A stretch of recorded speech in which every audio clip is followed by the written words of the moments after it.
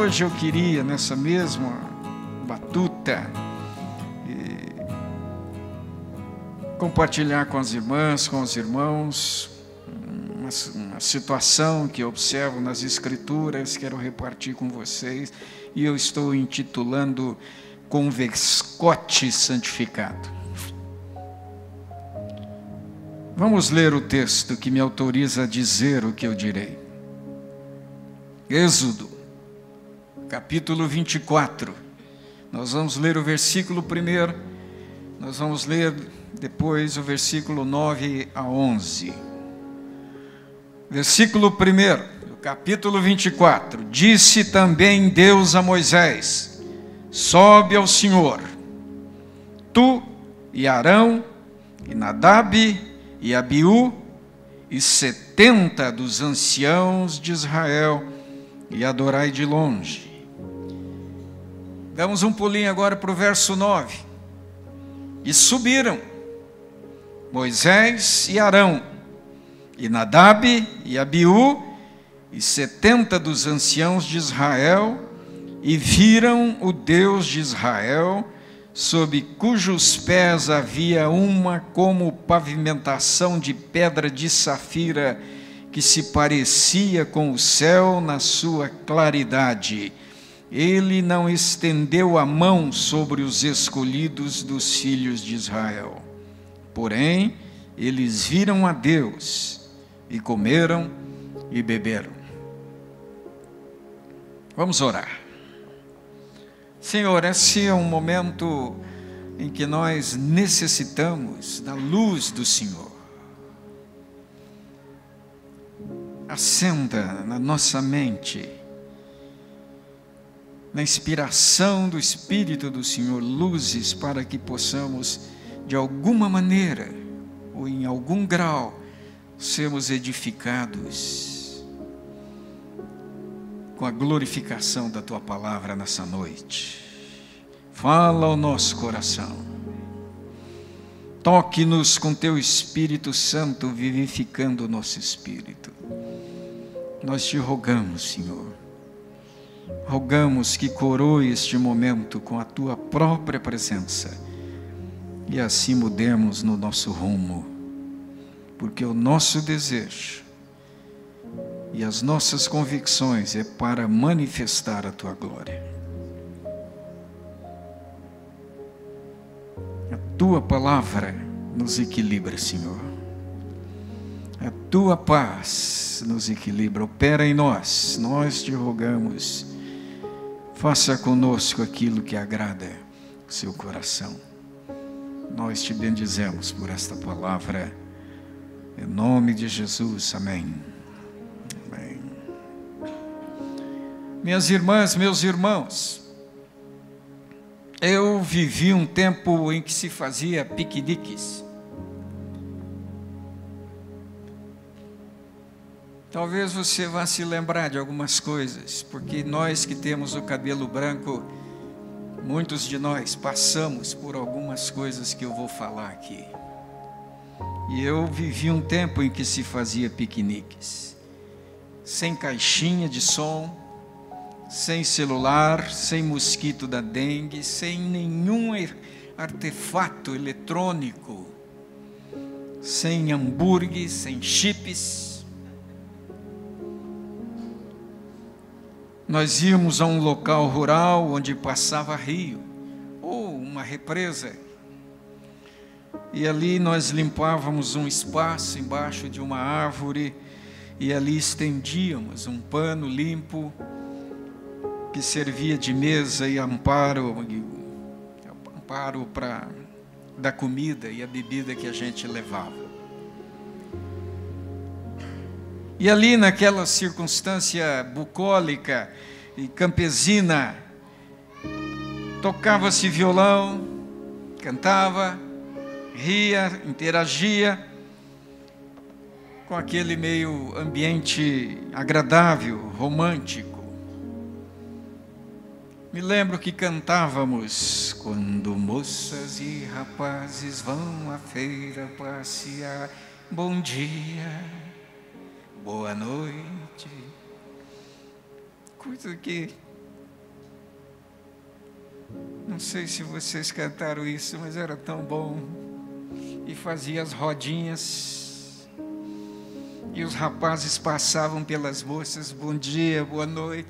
E ali você ia então identificando, ia pintando aquele clima e tal, e bom dia, boa noite. Quando moças, e a gente cantava.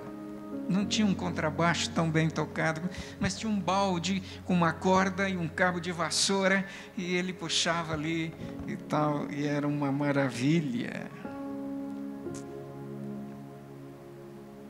Era uma maravilha, tínhamos um belo dia.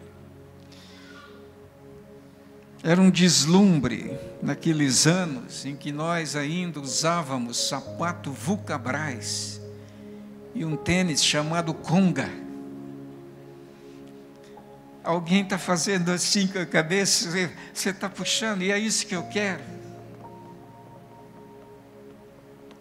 É isso que aconteceu comigo também, ao me defrontar com isso que eu quero compartilhar com vocês. Foi mexendo ali nas minhas saudades. Aquilo era tão romântico, era tão bom. Quando a certa hora, alguém destampava a lata que continha o virado de frango. Que cheiro delicioso. Todo mundo parava o que estivesse fazendo. E aí se aproximava para aquela ceia. Que cheiro gostoso aquele virado de frango. Saudades daqueles tempos queridos. E essas saudades, minhas irmãs, meus irmãos, me ajudam a compreender o que passava no coração de Cassimiro de Abreu, quando ele escreveu Meus 8 anos. Oh, que saudades que eu tenho da aurora da minha vida, da minha infância querida, que os anos não trazem mais. Que amor, que sonhos, que flores, naquelas tardes fagueiras, à sombra das bananeiras, debaixo dos laranjais. E aí então, perscrutando por um pouco sobre este episódio bíblico registrado em Êxodos, é possível sondar a experiência que Paulo registra em Efésios, no capítulo 2, verso 6, e juntamente com ele nos ressuscitou e nos fez assentar nos lugares celestiais em Cristo Jesus, para mostrar nos séculos vindouros a suprema riqueza da sua graça em bondade para conosco em Cristo Jesus. Esse registro de Êxodo nos informa que 74 homens de Deus estão assentados com ele, comendo e bebendo. Poeticamente, Reverendo Luciano, eu posso dizer, e agora é meu, que banquete para além do céu azul, que visão arrebatadora, descortinada ao olho nu, que quadro maravilhoso, retratando de norte a sul, a aliança de um Deus fiel, cujo anel, na cor carmim, providenciou o sangue que lavou a mim. Nessa reunião, Deus está traçando a aliança. Que reunião esplêndida ali aos pés de Deus. Que manifestação de glória deve ter sido, ainda que parcial, a manifestação de Deus de forma parcial, mas eles viram os pés, assentados em lugares celestiais, sobre uma espécie de piso de pedra de safira, que se parecia com o céu na sua claridade. Que inesquecível piquenique, que inesquecível convescote santo, santificado a convite e promoção do próprio Deus, pré-tecendo, pré-revelando, se compromissando com a aliança com a sua criatura. Sobe ao Senhor. Sobe ao Senhor. Irmãs e irmãos, tem um detalhe aqui nesse texto e nesta reunião que chama a nossa atenção. Nesse registro bíblico e a esta altura da história de Deus com seu povo, nós conferimos que Deus não estendeu a mão sobre os escolhidos dos filhos de Israel. O verso 11 é taxativo. Ele não estendeu a mão sobre os escolhidos dos filhos de Israel. Porém, eles viram a Deus e comeram e beberam.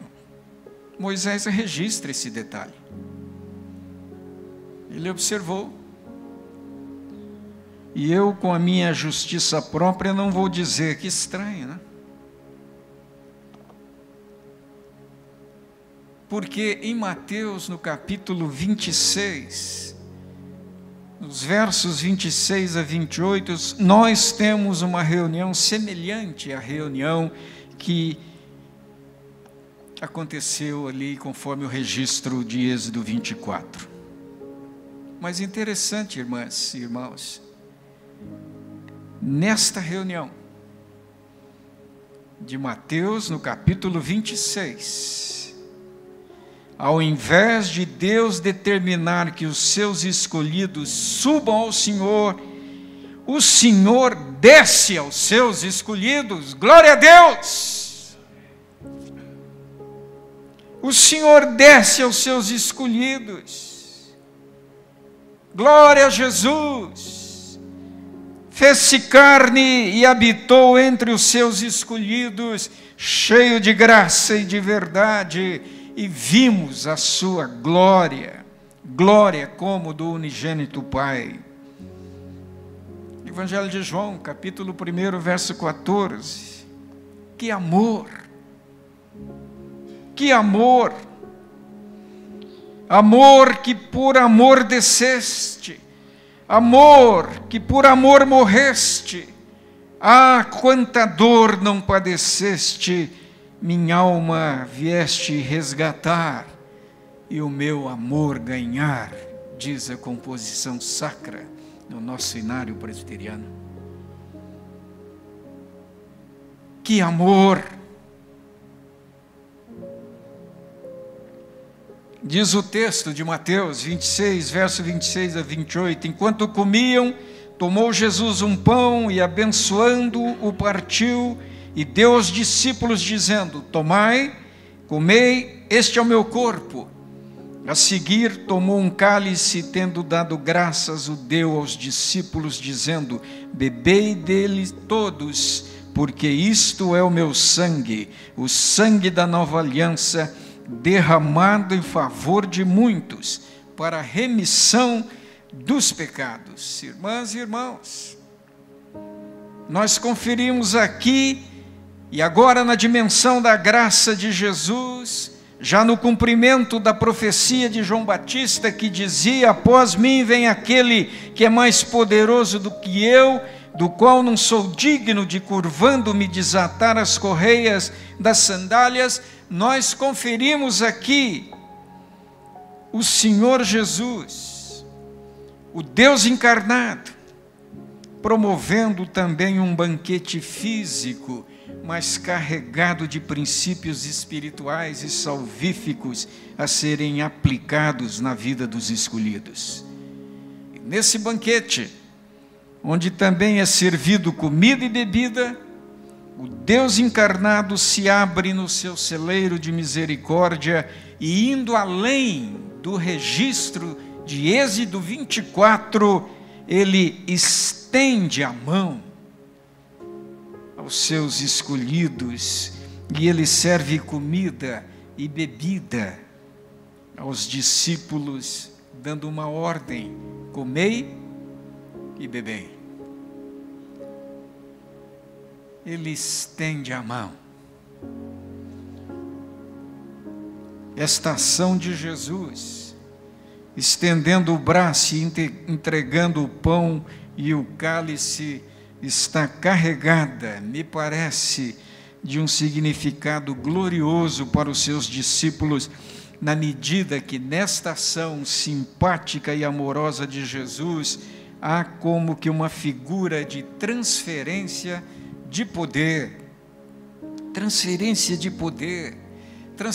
de virtude de Jesus para os discípulos, não somente alimentá-los e descedentá-los fisicamente, mas o poder de vitória sobre a morte eterna. Irmãs e irmãs, isso é muito profundo. Jesus estende a mão aos seus discípulos.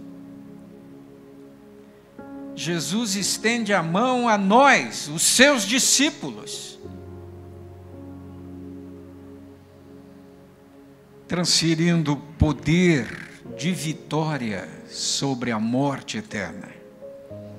E este gesto de Jesus denota a entrega de sua própria vida aos discípulos para que eles tenham vida. João capítulo 6, versos 54 e 57. Quem comer a minha carne e beber o meu sangue tem a vida eterna, e eu o ressuscitarei no último dia. Pois a minha carne é verdadeira comida, e o meu sangue é verdadeira bebida. Quem comer a minha carne e beber o meu sangue, permanece em mim, e eu nele. Assim como o Pai que vive me enviou, e igualmente eu vivo pelo Pai, também quem de mim se alimenta, por mim viverá. Esta ação de Jesus de estender a mão e entregar esses elementos físicos de comida e bebida, significa ainda que quem é alimentado por Jesus tem o poder da vida eterna que somente Ele pode garantir. E eu e você, discípulos de Jesus, não o temos presencialmente, mas o temos espiritualmente. As Escrituras dizem que Jesus está aqui. Jesus está no meio da congregação, nos chamando de irmãos. Essa presença preciosa do nosso Senhor, nos convencendo, nos levando à adoração, nos livrando dos perigos, nos acompanhando nas nossas lutas, nos protegendo nas nossas aflições. Ele está aqui, presente ao nosso lado em todos os dias da nossa vida. E o alimento é a sua palavra. Nós, discípulos de Jesus, vivemos de toda a palavra que procede da boca de Deus.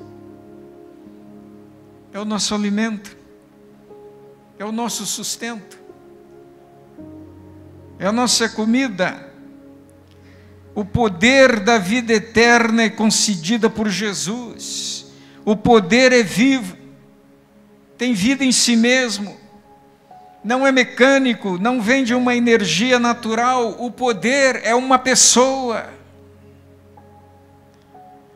É uma pessoa que garante uma aliança inquebrável, irretratável, insubstituível, definitiva, eterna e confirmada pela Trindade no céu. Irmãs e irmãos, é o poder que ressuscitou Jesus dos mortos. Sabe o que é isso?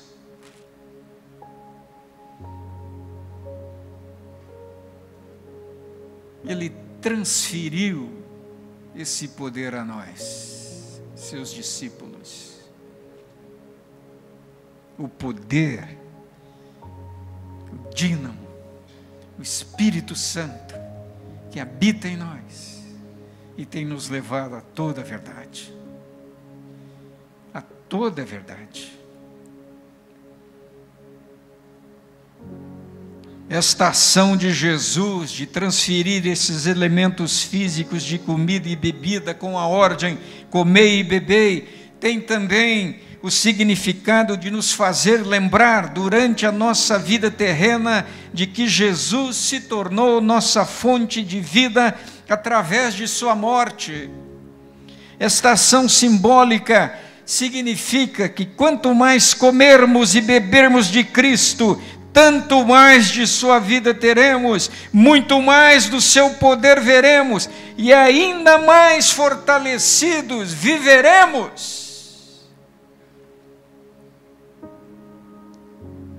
De sua vida teremos para poder glorificá-lo na terra, proclamar a sua palavra salvadora e restauradora, tornar saudáveis os nossos relacionamentos, sermos cheios do Espírito Santo e esparramarmos frutos do Espírito, onde quer que estejamos plantados.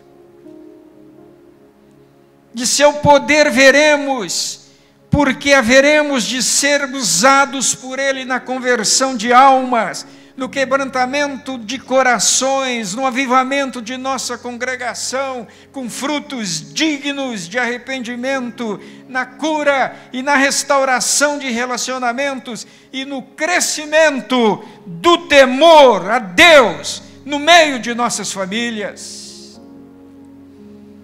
Mais fortalecidos viveremos, porque teremos mais paz, mais harmonia nas nossas emoções, mais segurança na doutrina cristã, mais alegria de ser crente e menos doenças físicas derivadas das emoções nós experimentaremos. A alegria do Senhor é a nossa força, diz as Escrituras.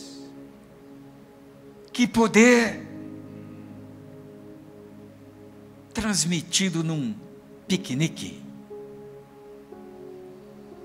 Que extensão enorme do bom propósito de Deus. A presença de Jesus enche o coração de luz, diz o hino que nós cantamos. Mais preciosa fica e também mais rica a vida alimentada pela vida de Cristo na comunhão com a sua morte, onde se descortina com mais veemência o poder da sua ressurreição. Esse era o desejo do apóstolo Paulo. Conformar-se com Cristo na sua morte. Compreender profundamente o amor de Deus na morte de Cristo. Envolver-se com a mente de Cristo no sacrifício ofertado para, de algum modo, alcançar a ressurreição dentre os mortos, de algum modo ser incluído na ressurreição e viver eternamente com Cristo. Filipenses, capítulo 3, versos 10 a 11. Jesus, ao dizer, comei, este é meu corpo, e bebei, este é meu sangue, Jesus está profetizando o seguinte: eu morro para salvar vocês, e justificar vocês, e ressuscitar vocês, e dar vida eterna a vocês.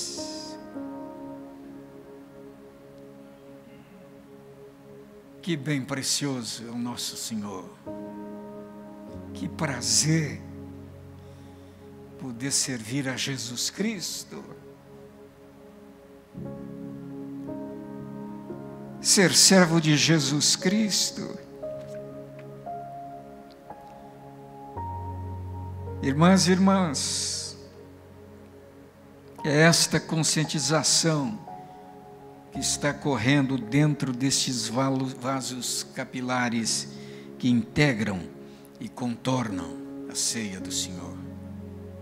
Essa ideia. É isso que precisa pulsar dentro da gente. Essa conscientização está correndo dentro destes vasos, este poder de compreender conscientemente o significado da morte de Jesus e a garantia da vida eterna com a ressurreição no último dia. Como isso precisa ganhar a nossa mente e nos convencer cada dia mais para que a nossa fé cresça e a gente tenha uma vida melhor. Ao participar da ceia do Senhor, tenhamos este quadro à nossa frente: a crucificação de Jesus, adornada por uma tetramoldura, para salvar você, para justificar você, para ressuscitar você e para dar vida eterna a você. Deus nos abençoe. Amém.